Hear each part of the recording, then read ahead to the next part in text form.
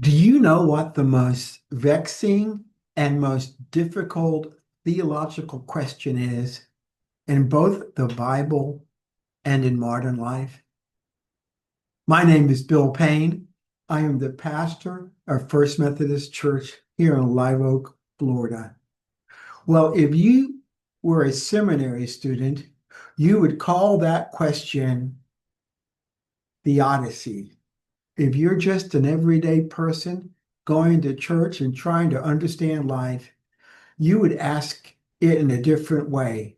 You would say, why do bad things happen to good people? This is a terrible question because it just goes to the very core of our agony in trying to understand life. Think of Job sitting in the dust. He hasn't done anything wrong, but his life is a mess. And he gets to the point where his wife is telling him just to die. And he says, though he slay me, yet will I serve him. I don't understand why this is happening to me, Job says, but I am not going to be shaken in my faith. I am still going to be unmoved. I believe in God. He is my rock. And though everything around me is pounded with wind, I refuse to be shaken. Today, we need to remember that this last week, there were great storms and flash floods, and those terrible storms did great damage. So many people were killed. Probably over 100 people died in the flooding in Texas alone. And to make it worse, many were children, and a great number of them came from a Christian camp. And the storm happened at nighttime when they were sleeping. Many of them did not even know it was upon them until it hit them in their cabins. This is terrible. There is no easy way to understand such devastation. And anybody who wants to give easy answers is just not dealing with real life. Yet, I think the Bible can give us some clues and it can help us grapple with the larger issue. For example, in Mark 4, Jesus has been giving parables all day long, and he's surrounded by large crowds of pushing people who want something from him. In the evening, the disciples take Jesus and they put him on a boat and they begin to cross over the Sea of Galilee to the other side. And as they cross, the exhausted Jesus lays down on a cushion in the back of the boat and he's fast asleep.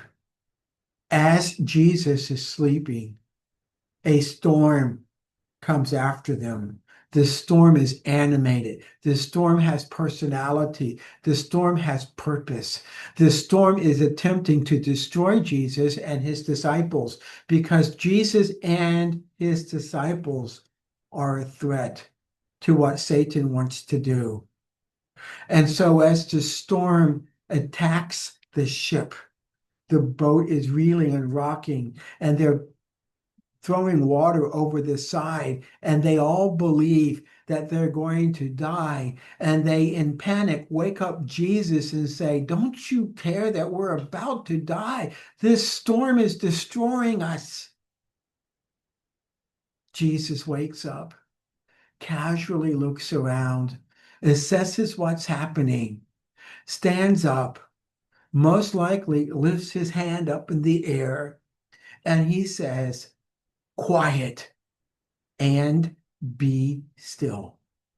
And when he says these words, quiet and be still, the storm stops and the seas go down and there's a great calm. And in the great calm, the disciples are terrified and they say, even the winds and the sea obey him. Even the anemoi, the venti, the winds, and the thalassa, the sea. In the ancient world, these were names for gods.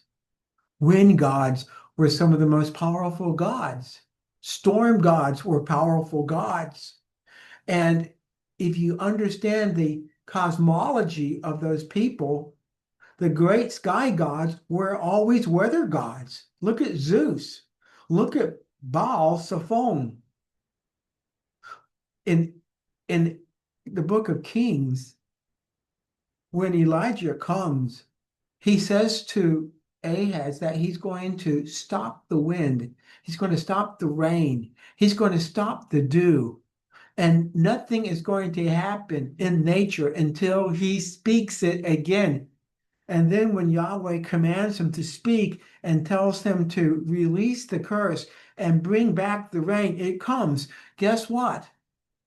God is showing the people of Israel that he is more mighty than the Canaanite gods of the weather. It's a direct confrontation. God is greater than the gods of that world. On the sea, Jesus demonstrates that he's more powerful than the wind and the sea. Though they attack, though they try to destroy, Jesus takes authority over them. Quiet and be still is a form of exorcism. Jesus is commanding the spirit and the storm to stop. And it does what he says. It's amazing.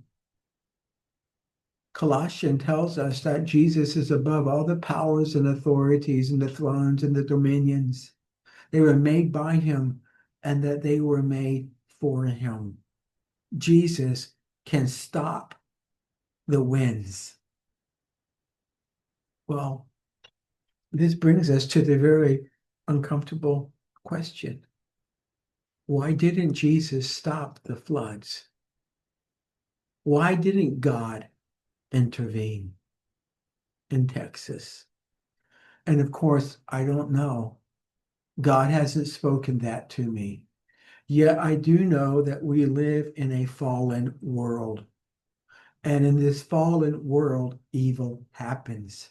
And God is renewing this world, and God is transforming this world. And when Jesus returns, he's going to fix this world. Until that happens, all of creation moans and groans, waiting for the manifestation of the sons of God, the return of Christ. The Bible tells us that Satan is he's like a roaring lion, going to and fro, seeking whom he may devour, and he's not fully restrained. In this age, evil happens. Evil happens in the realm of nature, a fallen world. Evil happens in the area of human interactions. Evil happens all the time because evil represents the rebellion against God. In the meantime, God tells us that Jesus never leaves us and he never forsakes us. He goes with us through the storm. He passes with us through the valley of the shadow of death. He holds our hand when we go into the darkness.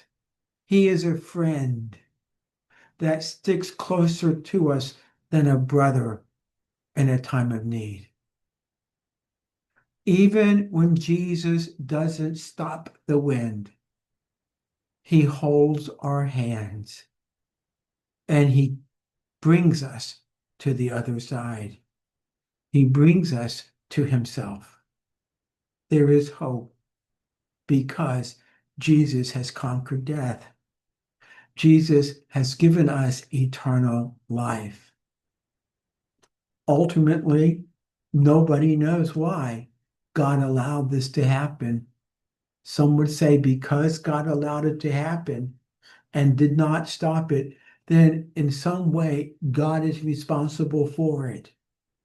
Yet a loving God would not destroy good people. God doesn't judge the righteous with the unrighteous.